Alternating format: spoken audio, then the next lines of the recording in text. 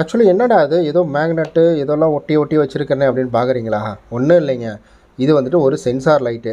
இந்த சென்சார் லைட்டை பற்றி நம்ம ஆல்ரெடி நம்ம வீடியோ போட்டிருக்கிறோம், நீங்கள் பார்த்துருப்பீங்க. ஆக்சுவலி இந்த சென்சார் லைட் எப்படின்னா, நம்ம வந்துட்டு பூட்டில் வைக்கிறது, இந்த பூட் ஃபேஸ் இருக்குது பார்த்தீங்களா, அங்கே போய் வந்துட்டு அதை ஃபிக்ஸ் பண்ணி வச்சுருந்தேன். எக்ஸ்ட்ரா ஒயர் எடுத்து பண்ணுறதுக்கு அதுக்கு நிறையா காஸ்ட் ஆச்சு. சரி ஓகே, சிம்பிளாக வேலை முடிஞ்சிடும்னு சொல்லிட்டு இதை வாங்கி ஒட்ட வச்சுருந்தேன்.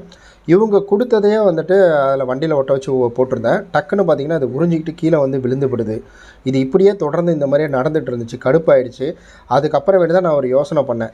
அதில் வந்து நிறையா பேர் என்ன சொன்னாங்கன்னா, அனபாண்டு, ஃபெவிக்விக் இதெல்லாம் ஊற்றி ஒட்டிடுங்க, அப்போ கண்டிப்பாக வந்துட்டு அது வராது அப்படின்ற மாதிரி சொல்லியிருந்தாங்க. எனக்கு அதில் உடன்பாடு கிடையாது. ஏன்னா அவ்வளோ காசு கொடுத்து வாங்கிட்டு அதில் போய்ட்டு நம்ம அனபாண்டு இதெல்லாம் போட்டு ஒட்டிக்கிட்டு அது நல்லா இருக்காதுன்னு சொல்லிட்டு தான் டபுள் டேப் வந்துட்டு எடுத்துக்கிட்டேன்.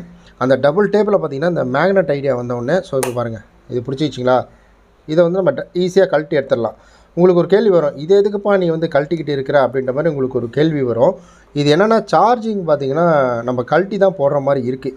அப்படியே சார்ஜ் போடலான்னு பார்த்தா நம்ம பவர் பேங்க் என்ன ஆகுதுன்னா, இது நார்மலாக அவுட்புட் அப்படின்றது சார்ஜிலேருந்து அவுட்புட் வராது. அப்படி இருக்கிறதுனால இது என்ன பண்ணுதுன்னா, ஒரு தடவை வந்துட்டு நம்ம சொருவுக்குள்ளே தான் சார்ஜ் ஆகுது.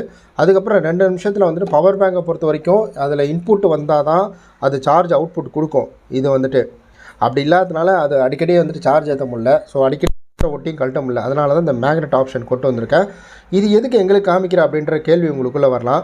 நீங்கள் வீட்டில் கூட வாடகை வீட்டில் இருக்கீங்கன்னா இந்த மாதிரி ஒரு மேக்னெட் வாங்கிக்கோங்க. இதனுடைய பையிங் லிங்க்கும் நான் இந்த வீடியோ கீழே கொடுக்குறேன். நான் இந்த மாதிரி மேக்னெட்டை வாங்கி அதை வந்துட்டு நீங்கள் லைட்டாக ஃபெவிக்விக் இருக்குது பார்த்தீங்களா, அதை இங்கே சின்னதாக ஒரு டாட் வச்சு நீங்கள் செவுத்தில் ஒட்டி இப்படி ஒட்டிட்டிங்கன்னா வச்சுக்கோங்களேன், ஒட்டிக்கும்.